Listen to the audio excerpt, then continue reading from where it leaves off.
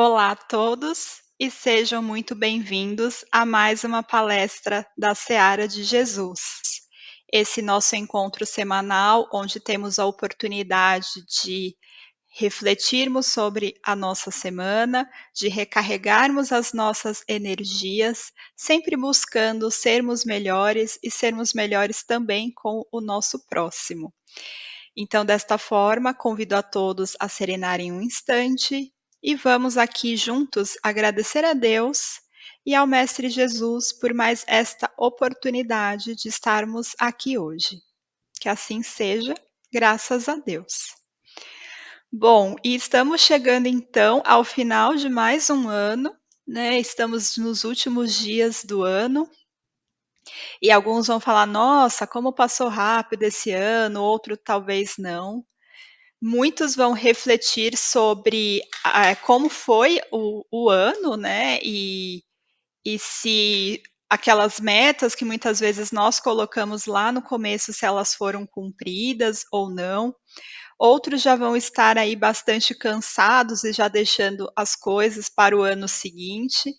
E todo esse processo faz parte da nossa vida e é natural.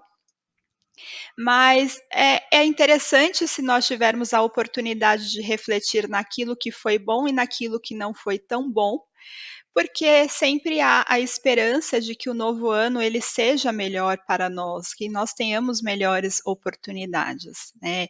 Sempre há essa esperança e sempre há essa confiança, essa fé de que sim, o ano seguinte será melhor do que o ano anterior. E nessas reflexões vem bem de encontro à nossa mensagem de hoje, que é uma mensagem sobre confiança, do livro Busca e Acharás, que fala, né, como é importante ter a confiança no nosso dia a dia e como essa confiança pode nos auxiliar e também algumas dicas de o que fazer, de como seguir quando essa confiança, por uma série de motivos, ela pode ser abalada, né, principalmente aí pelas nossas dificuldades, a nossa rotina, no nosso dia a dia. Essa confiança ela pode ser abalada, mas é interessante que a gente consiga resgatá-la. E aí vem já a primeira reflexão que fala assim: se você está no ponto de cair da confiança para a negação, tome alguns momentos para refletir, conversando consigo mesmo. Então, nós podemos começar confiantes, mas aí vem uma série de dificuldades. Nós já sabemos que não vivemos num paraíso, nós temos os nossos resgates, os nossos aprendizados, então é natural que todos nós tenhamos algum grau de sofrimento. E aí podem ser situações maiores, como pequenas situações que vão se repetindo, e a nossa confiança ela pode se transformar em desânimo. E nós podemos nos encontrar com pensamentos de: poxa, eu não vou mais tentar porque isso não dá certo, eu já fiz várias coisas e tudo dá errado, eu não tenho mais forças para seguir de tantas dificuldades que eu tenho, então eu vou ficar aqui, né, no meu canto, e vai batendo um desânimo que pode até mesmo se transformar numa depressão, né. E aí aqui fala: quando você se sentir nesses momentos, pare e reflita, né. Não é errado nós pararmos e tentarmos reajustar a nossa rota, darmos um tempo para acalmarmos o nosso coração e refletirmos sobre novas estratégias para a nossa vida, né, para que esse desânimo não tome conta da gente, né. Então, é importante refletir também se nós não estamos cobrando de nós mesmos coisas maiores do que a nossa capacidade de entregar naquele momento. Se nós não estamos com uma rotina que é muito maior do que aquela que temos capacidade de fazer, né, se nós não estamos nos culpando por coisas que de repente nem está ao nosso alcance resolver, né, então é um momento realmente de pararmos e refletir dentro de nós com tudo aquilo que está acontecendo. E aí continua: se o desânimo lhe bate à porta em razão de alguma dificuldade, recorde que a dificuldade é sempre uma lição por aproveitar. ao passo que o desânimo nunca auxiliou a ninguém. Então, pode ser difícil nós pensarmos nisso, mas justamente essas dificuldades que nós passamos, são elas que nos trazem os nossos aprendizados, são elas que acabam com o nosso orgulho e com o nosso egoísmo, e nos dão sabedoria de cada vez mais conquistarmos coisas maiores, né. Através dessas dificuldades que nós, melhoramos, aumentamos o nosso amor ao próximo, né, que nós temos a capacidade do perdão e de amar ao próximo, de fato, como devemos amar, independente de qualquer coisa, né. E a imagem fala, né, é preciso força para sonhar e perceber que a estrada vai além do que se vê. Porque nós entramos nesses desânimos e nós esquecemos que nós não somos daqui, né, que após o nosso desencarne vai vir a nossa vida real, e que tudo isso aqui é uma passagem. E a imagem mostra uma montanha alta, difícil de ser escalada, mas após a montanha tem um jardim florido com sol, esperando. E é justamente isso, muitas vezes nós vemos só o dia de hoje ou a época de hoje e não conseguimos enxergar todos os nossos benefícios, todos os nossos ganhos que nós vamos ter quando, terminarmos com sucesso mais essa etapa do nosso progresso espiritual, né, o tanto de degraus que nós vamos galgar ao final de tudo isso, né, e nós temos ainda uma visão muito limitada. Então é importante nós nos relembrarmos de que tudo isso vai passar e que tudo isso é para um bem maior, né, mesmo que no momento pareça que realmente tudo possa estar perdido. E se a irritação lhe cria aborrecimentos, o azedume é simplesmente uma nuvem entre você e a realidade.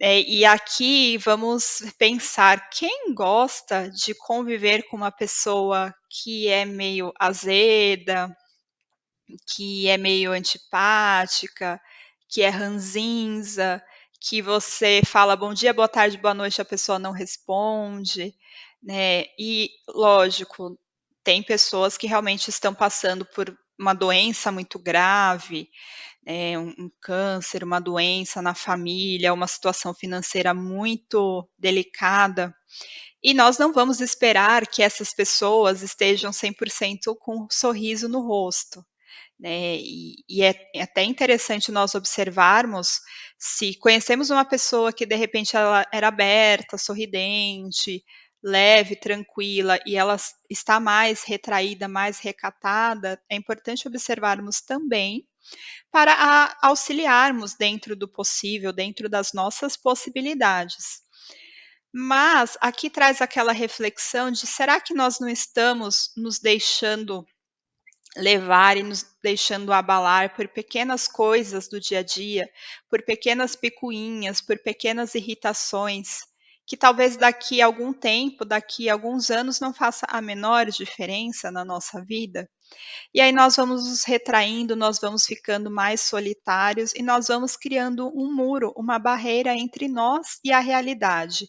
E criando inclusive uma barreira entre nós e talvez pessoas e recursos que poderiam nos auxiliar, né, e pessoas com quem nós podemos conversar e que talvez nos tragam uma visão diferente, uma visão de fora daquilo que nós estamos passando e que também nos ajudem a encontrar soluções para isso, né, que, até a proximidade com a dificuldade do outro pode nos fazer entender que as nossas dificuldades elas são talvez não tão grandes, né. Claro que a dor, a pedra no sapato da pessoa é que dói, né, aquela história, mas assim, é o não deixar se abalar e se afastar da sociedade por pequenas coisas, né, porque essa irritação não vai levar ninguém a lugar algum. E se você cometeu algum erro, isso significa tempo de aprender e não de desistir. né, porque nós vamos criando um grau de maturidade na nossa vida e o nosso progresso, ele está relacionado a esse grau de maturidade que nós vamos criando, né, e muitas vezes nós erramos e nós já temos algum conhecimento. Então, nós temos o conhecimento das leis de Deus, os ensinamentos de Jesus, nós já temos uma noção do que é o certo, do que é o errado, e aí nós cometemos um erro, porque nós não somos perfeitos, né? E aí nós cometemos esse erro e podemos pensar então assim: poxa, agora eu vou desistir, porque eu tento, não dá certo, eu sou assim mesmo. Né, e na verdade, o erro ele é um motivo de aprendizado, de reflexão e de reajuste da rota, simplesmente isso. E quando nós vamos criando essa maturidade, nós vamos cada vez mais nos conhecendo, sabendo quais são os nossos pontos fortes, quais são as nossas fraquezas, o que nos tira do sério, o que nos tira a paciência, o que nos agrada, quais são os sentimentos que mais afloram em nós, seja o ciúme, né, o desejo de vingança ou mesmo os sentimentos bons, quais são os gatilhos para tudo isso, né. E aí essa maturidade vai fazendo com que, poxa, se eu errei, vai vir a culpa, mas essa culpa ela não vai servir para me martirizar por longos períodos, essa culpa ela vai servir me para me alertar de que algo não foi legal, mas que agora eu posso tomar isso como aprendizado, recalcular a rota e tentar novamente de forma diferente para que na próxima dê certo. Então, é muito da nossa maturidade e construir essa maturidade dia a dia para que nós sejamos realmente donos do nosso progresso, né, empoderados do nosso progresso e da nossa reforma íntima. E se outros falharam, eis chegado o instante de mais confiança em Deus e em você mesmo. É porque o outro também vai errar.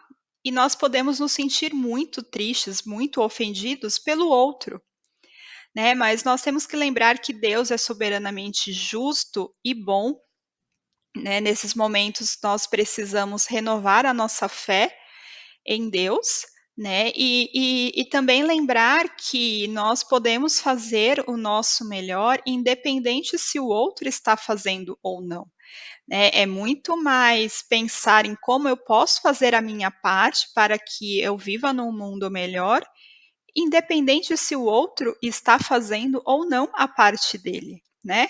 E aí nós saímos lá do primeiro degrau do "eu não vou fazer", ou "eu não consigo fazer" por "opa, eu quero fazer", né. E quando eu reflito o que eu quero fazer, eu busco alternativas de: "Tudo bem, como eu faço?", e quando eu já consigo fazer algo, eu vou tentar fazer mais, eu consigo fazer mais, eu vou fazer mais até que um momento, sim, eu fiz, né. E é aquele momento de gratidão, aquele momento de alegria de quando nós ultrapassamos uma dificuldade através do nosso conhecimento, através das nossas atitudes e nós vencemos, né, ou quando uma situação que nos irritava profundamente não nos irrita mais, e nós nos sentimos pessoas melhores e pessoas que estão dando mais atenção àquilo que realmente vale a pena na nossa vida. E se injúrias apareceram, você encontrou a ocasião de agir e servir mais, conquistando a confiança dos outros. E isso parece muito contraditório, né, injúrias, né, alguém vai vir me ofender, alguém vai vir fazer algo contra mim, e nesses momentos que eu vou ter ocasião de servir ainda mais, né, e aqui eu trago o exemplo da cerimônia de lava-pés, quando Jesus lavou o pé ali dos seus discípulos, dos seguidores ali, dos apóstolos, né, demonstrando uma lição de muita simplicidade e de muita humildade. Porque Jesus ali naquele momento, naquela sociedade, ele estava o tempo todo sendo injuriado, sendo ofendido, ali as pessoas queriam o pior para ele, né, e a lição que ele deixou é que apesar disso tudo, ele poderia amar e poderia servir, e são essas lições que nos deram confiança em Jesus, né, nos seus ensinamentos e na sua pessoa. É através desse serviço que mesmo 2000 anos após aí a sua vinda, né, mais de 2000 anos, mesmo assim, as suas lições elas continuam sendo presentes, né, e ele continua sendo essa figura de mestre que é para nós, né, e nós vamos conquistar a confiança dos outros, e também vamos quebrar essas barreiras de ofensas, essas inimizades, quando nós conseguirmos mostrar para o próximo que apesar de tudo, nós estamos lá dispostos a auxiliá-lo quando for preciso, né. São lições difíceis, são lições que vão direto no nosso orgulho, direto no nosso egoísmo, direto no nosso amor próprio, nas nossas paixões, nos nossos ciúmes, mas que dia a dia, né, nesses momentos nós temos essas oportunidades desse aprendizado. Se temores lhe invadiram a mente, lembre-se de que sem comando seguro não há máquina que funcione. Então nós, espíritos, nós temos a inteligência, um atributo, né, do espírito é a inteligência, que comanda aí todo o nosso ser.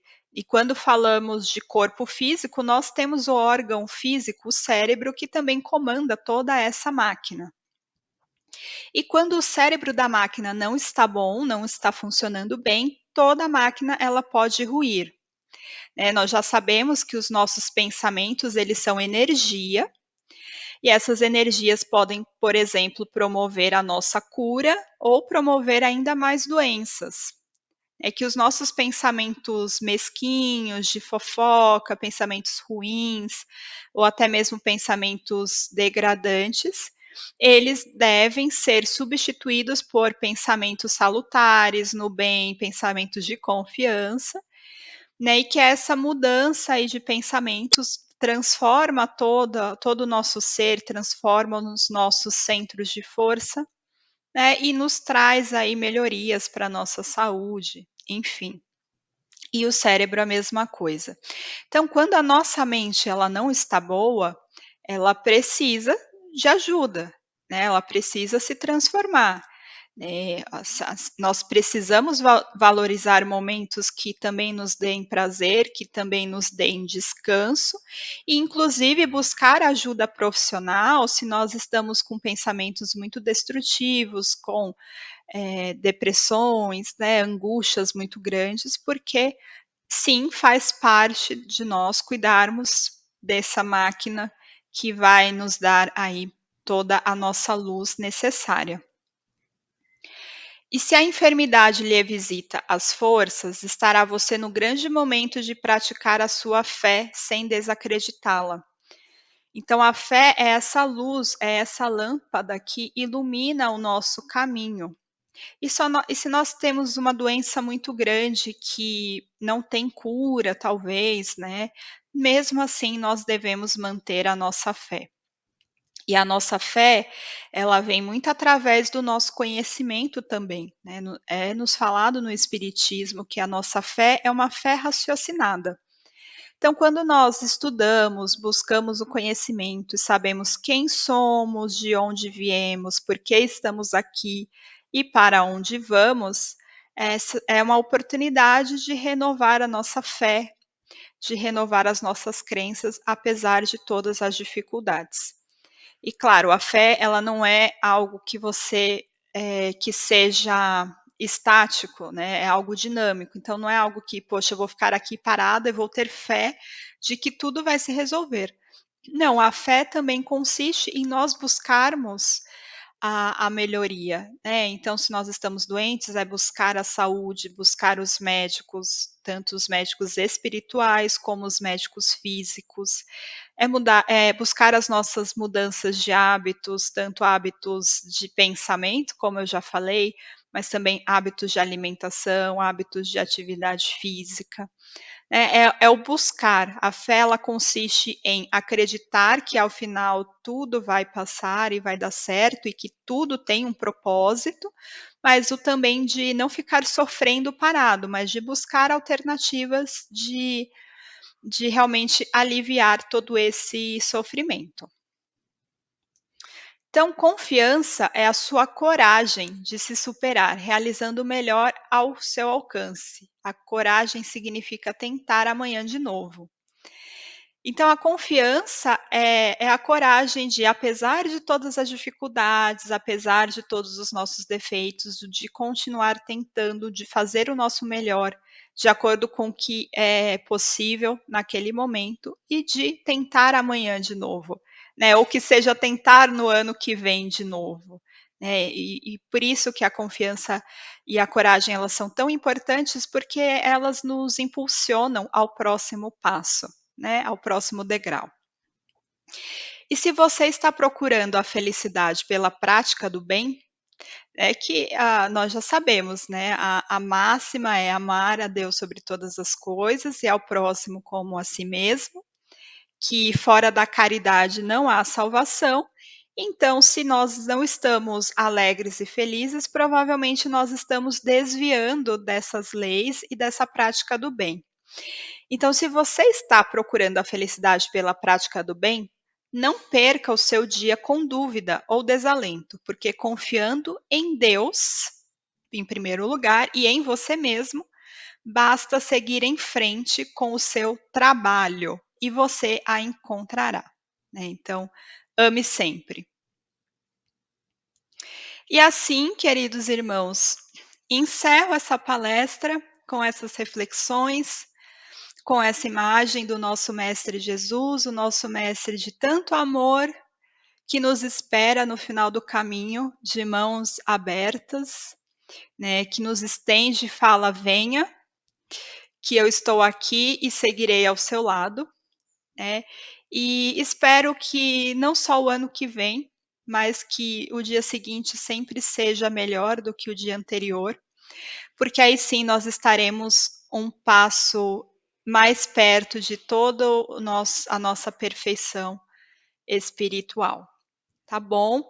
Então, eu desejo a todos aí um excelente final de ano e tudo de bom para o ano que chega. Seguiremos sempre juntos aqui na Seara de Jesus, sempre, né, com esses momentos de reflexão e de muito aprendizado, né, que esses também são os nossos objetivos. Então, muito obrigada a todos e até uma próxima oportunidade. Que assim seja, graças a Deus.